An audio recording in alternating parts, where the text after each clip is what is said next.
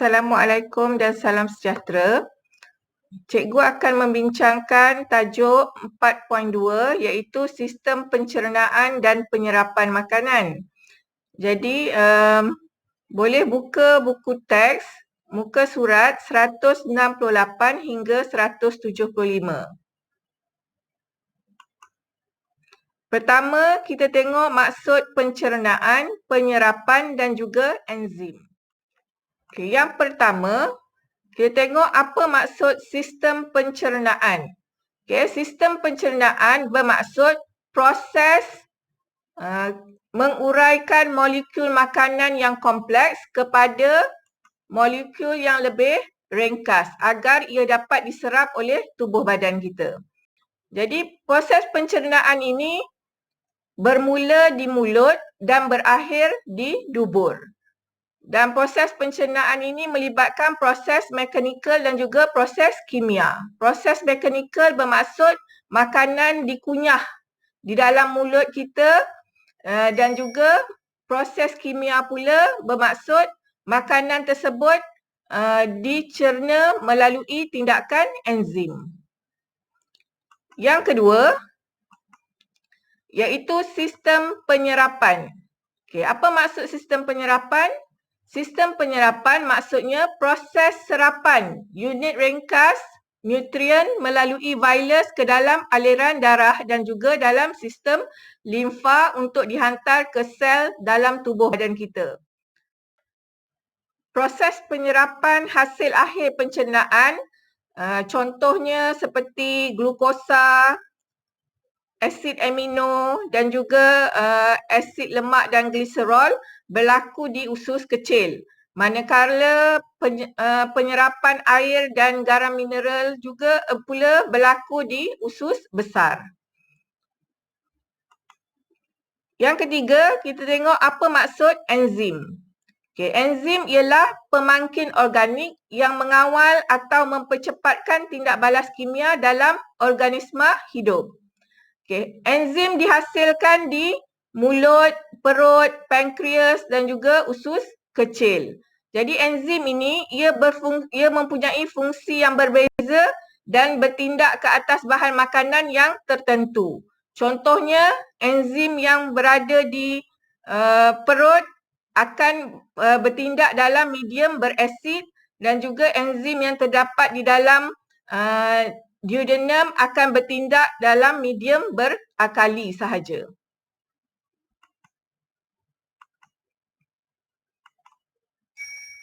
Seterusnya kita tengok peranan enzim dalam sistem pencernaan. Iaitu yang pertama, mulut. Okay, di mulut, enzim yang terdapat di mulut ialah enzim amylase. Peranan enzim tersebut, ia bertindak ke atas kanji dan menukarkannya kepada dextrin dan maltosa. Yang kedua, di perut. Enzim yang terdapat di perut iaitu enzim pepsin dan juga enzim renin. Enzim pepsin membantu dalam memecahkan protein menjadi peptin. Manakala enzim renin pula membantu dalam mencernakan protein susu menjadi casein. Di dalam pankreas pula terdapat enzim trypsin yang berperanan untuk memutuskan ikatan pepsida dan juga enzim amylase untuk menguraikan amylum menjadi disakarida dan juga enzim disaccharase iaitu maltase, sucrase, laktase menguraikan disakarida menjadi monosakarida. Dan juga enzim lipase yang terdapat dalam pankreas, peranannya iaitu mencerna lemak menjadi asid lemak dan gliserol.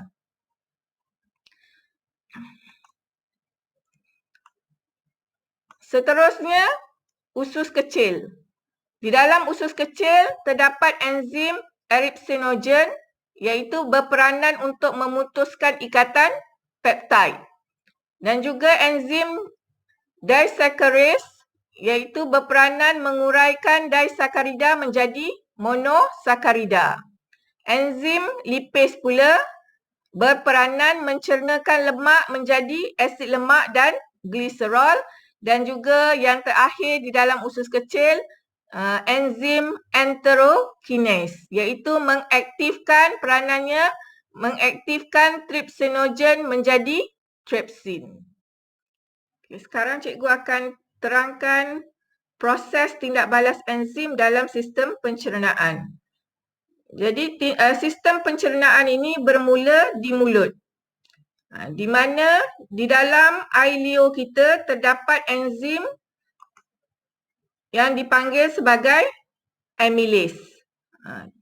Jadi amylase ini akan bertindak balas dengan kanji dan menukarkan kanji tersebut kepada dextrin dan maltosa. Seterusnya makanan tersebut akan melalui esofagus. Jadi otot esofagus ini akan mengembang dan menguncup dan tindakan ini kita panggil sebagai peristalsis, di mana tujuan otot itu mengembang dan menguncup ialah untuk menggerakkan makanan itu melalui salur pencernaan. Makanan tersebut akan pergi ke perut. Di perut terdapat enzim pepsin yang akan menukarkan protein kepada peptin dan polipeptida. Manakala enzim renin pula akan bertindak kepada protein susu, menukarkan kasinogen kepada kesin. Daripada perut, makanan tersebut akan bergerak ke duodenum. Di mana di duodenum, pankreas menghasilkan jus pankreas yang terdapat enzim trypsin amylase dan juga lipase. Jadi enzim trypsin akan bertindak dengan peptin yang dihasilkan daripada perut tadi kepada polipeptida dan juga asid amino.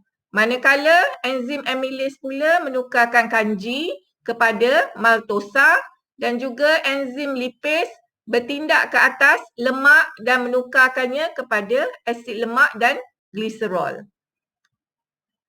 Daripada duodenum, makanan tersebut akan bergerak ke usus kecil.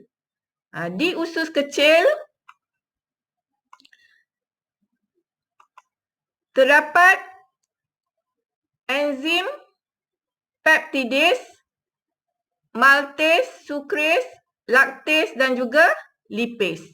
Kita tengok satu persatu, iaitu enzim peptidase ataupun enzim erepsin, akan menukarkan polipeptida yang dihasilkan di duodenum tadi kepada asid amino.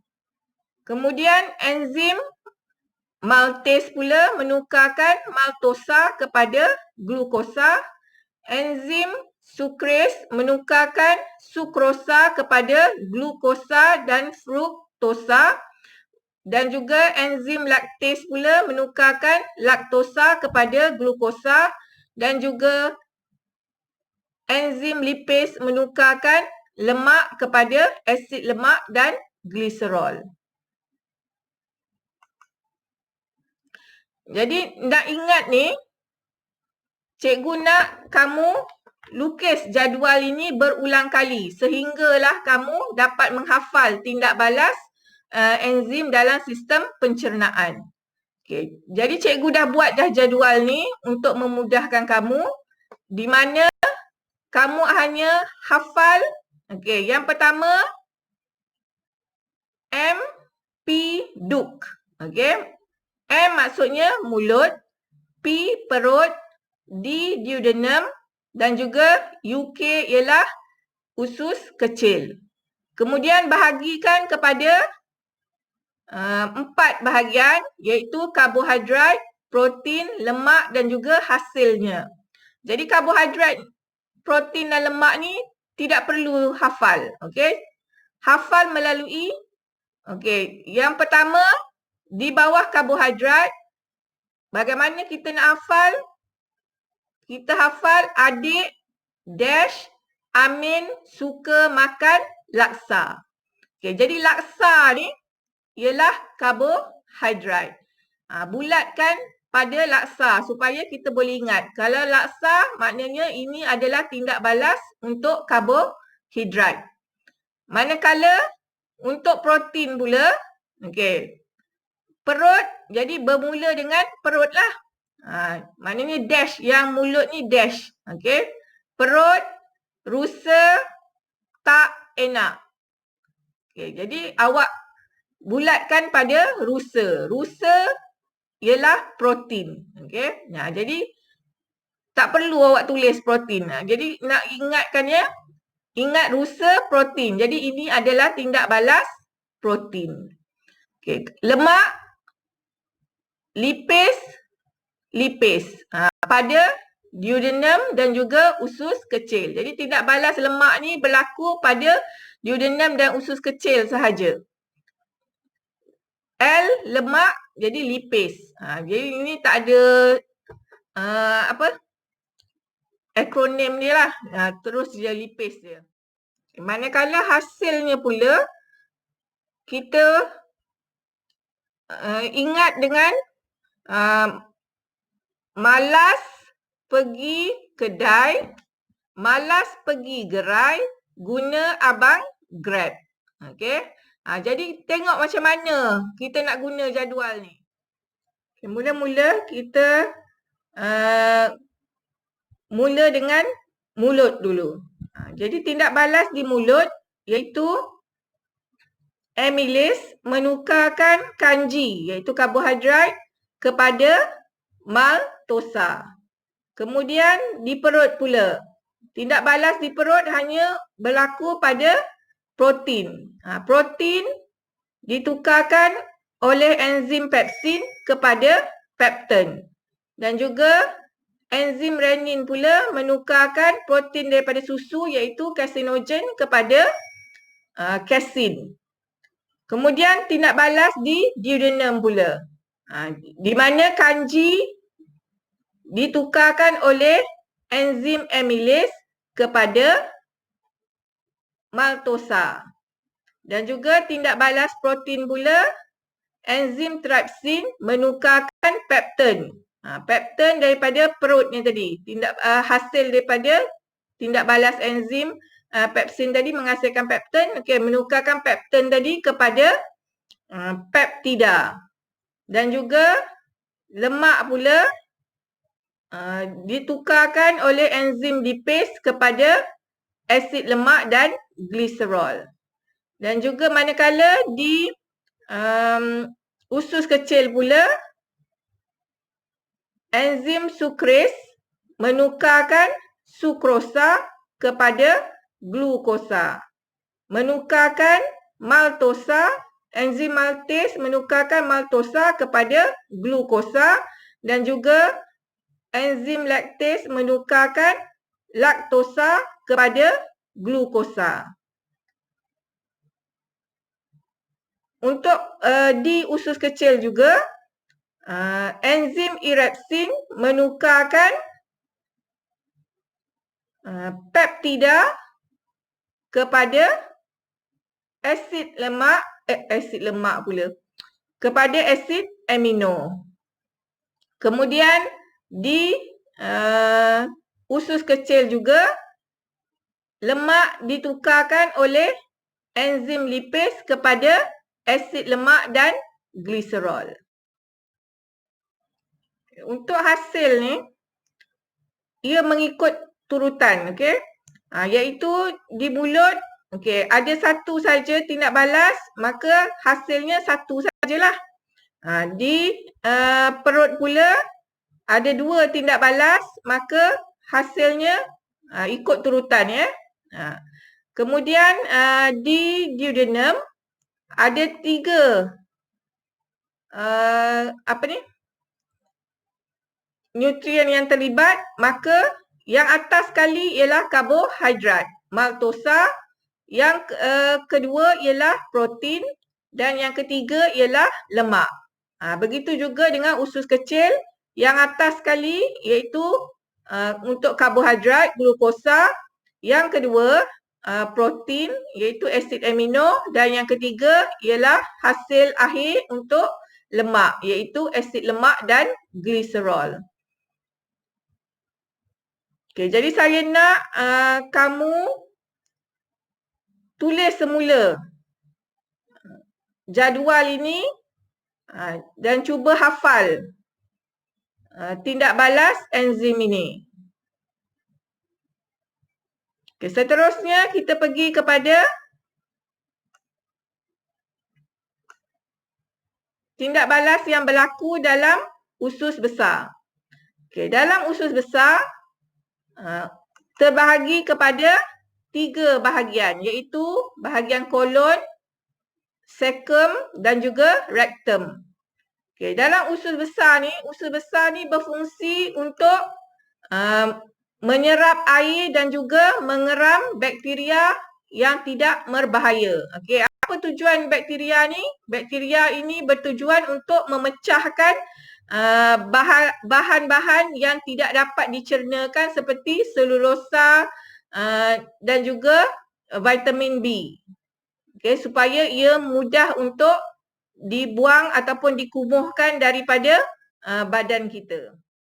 Seterusnya ialah proses penyerapan. Hasil akhir pencernaan yang berlaku dalam usus kecil itu iaitu seperti glukosa, asid amino, asid lemak dan gliserol akan diserap melalui virus supaya ia boleh dihantar ke dalam ke sel-sel dalam tubuh badan kita. Okey, jadi sebelum tu kita akan melihat dulu struktur virus. Okay, jadi struktur virus terdiri daripada sel epitelium. Okey, di bahagian atas sekali kita panggil sebagai sel epitelium. Kemudian kapilari darah. Di bawah sel epitelium itu terdapat kapilari darah. Kemudian yang tengah-tengah ni, yang berwarna kuning ni, kita panggilnya sebagai laktil. Dan juga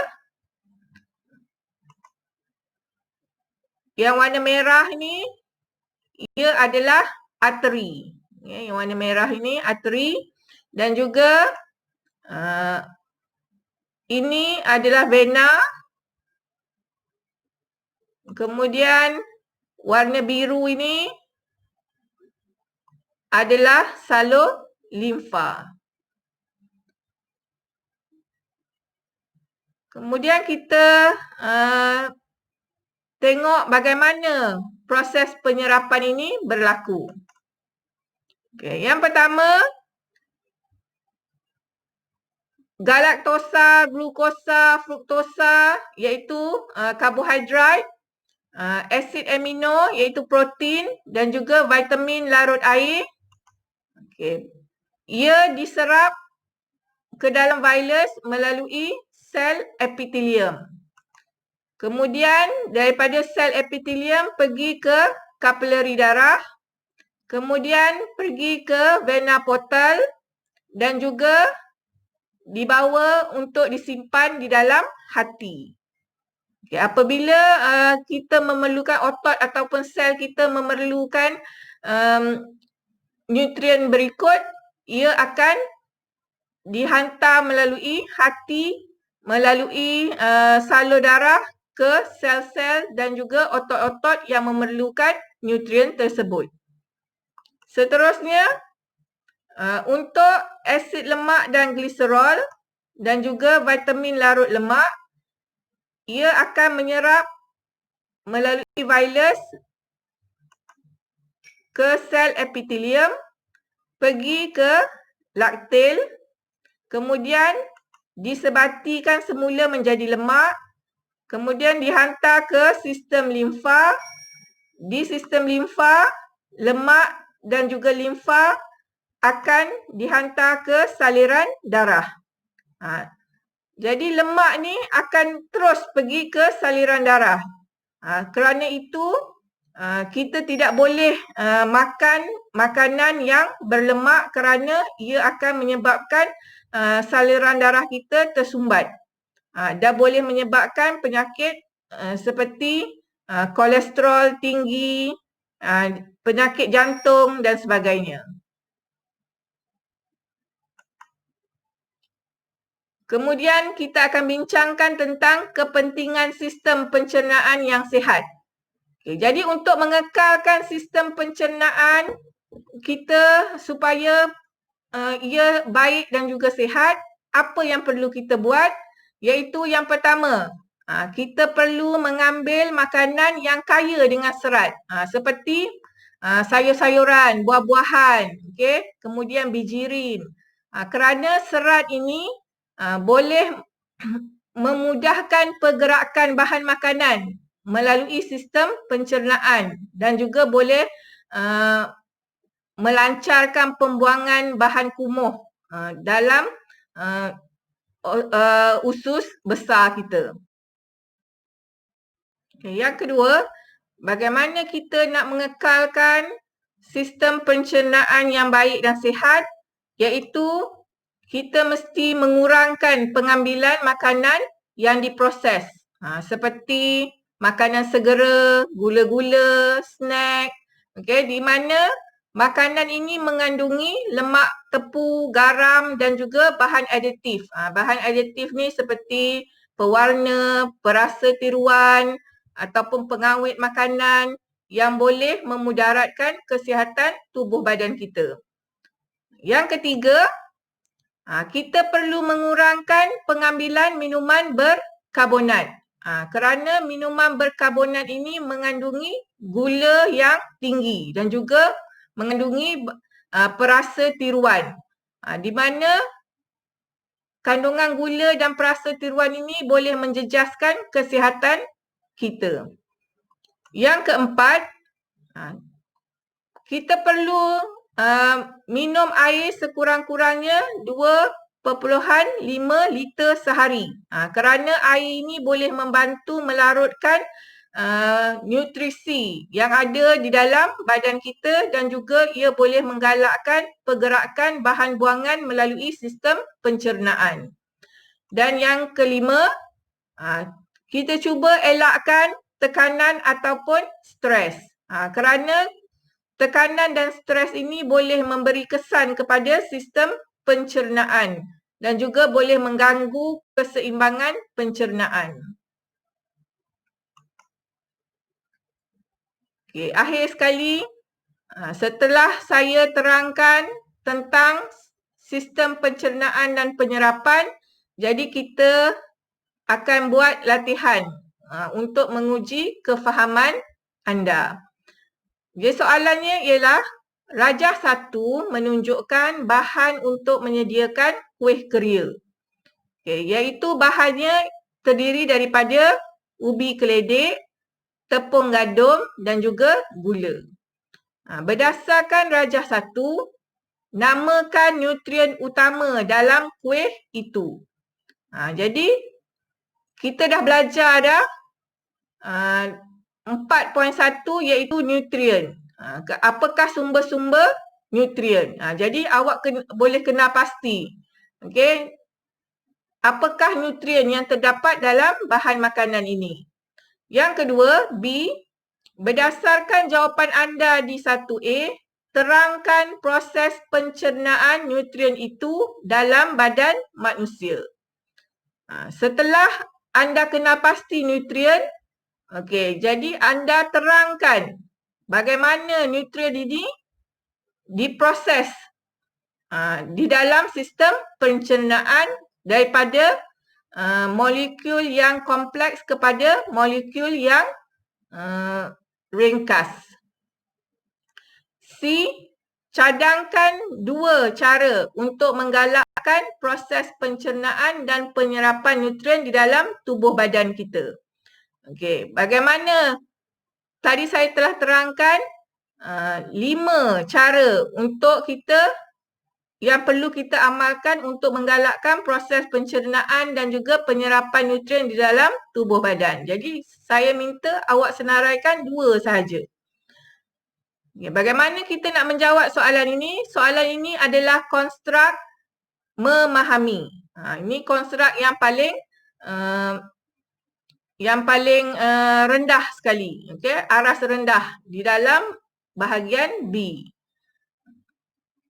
Jadi memahami ini maksudnya awak faham tindak balas ataupun proses pencernaan dan awak terangkan semula apa yang awak faham tentang proses pencernaan. Iaitu menjelaskan proses tindak balas enzim dalam sistem pencernaan. Bagaimana nak jawab? Iaitu hanya jawab terus saja. Tidak perlu buat jadual. Contohnya A. Terus bagi jawapan. B pula. Okay, mula-mula kita nyatakan dulu apakah organ yang terlibat. Contohnya mulut. Jadi tulis mulut. Kemudian terangkan. Sebab dia tanya kan. Soalannya iaitu terangkan proses pencernaan. Jadi kena terangkan. Jadi bagaimana nak terang buat ayatnya? Saya bagi contoh ayat ini. Okay, kanji daripada apa? Kanji daripada apa? Contohnya kanji daripada ubi keledek, tepung, gula contohnya. Tulislah ni. Kanji daripada apa? Ditukarkan kepada. Kepada apa? Oleh enzim apa dia? Enzim apa yang terlibat? Okey. Kemudian awak juga boleh juga menerangkan, okey, masukkan sekali tapi yang penting kena terangkan dulu. Yang ini kita masukkan yang tindak balas tu. Contohnya apa? Kanji, amylase, kemudian sini apa? Maltosa, contohnya. Okey, boleh masukkan sekali tindak balas yang begini. Okay. Kemudian yang kedua, apakah organ yang terlibat? Contohnya perut. Tulis perut. Apa tindak balas yang berlaku di perut? Okay. Yang ketiga, contohnya duodenum. Okay. Apa tindak balas di duodenum? Okay. Dan C pula, cadangkan, beri cadangan. Bagaimana kita nak menggalakkan proses pencernaan. Okay. Jadi tulis ayat yang panjang. Cadangan tu kena bila dikatakan cadangkan mestilah ayat. Okay. Seterusnya kalau dia minta. Ni saya nak ingatkan. Awak suka kalau minta 2 awak tulis sampai 4. Okay. Jadi kalau awak tulis 4 pun kita akan ambil kira yang 1 dan 2 sahaja. Yang ketiga dan yang keempat tu memang kita abaikan. Jadi katakanlah awak tulis 1 tu salah, 2 salah, yang ketiga tu betul. Jadi kosong markahnya. Sebab kita abaikan yang ketiga, keempat, kelima tu. Okay, kita hanya ambil yang 1, 2 je. Jadi kalau minta 2, tulis 2 saja.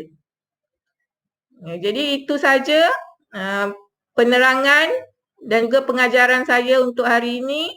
Jadi saya harap anda boleh menyiapkan kerja rumah yang saya berikan ini. Okey. Dan saya akhiri dengan sekian, terima kasih.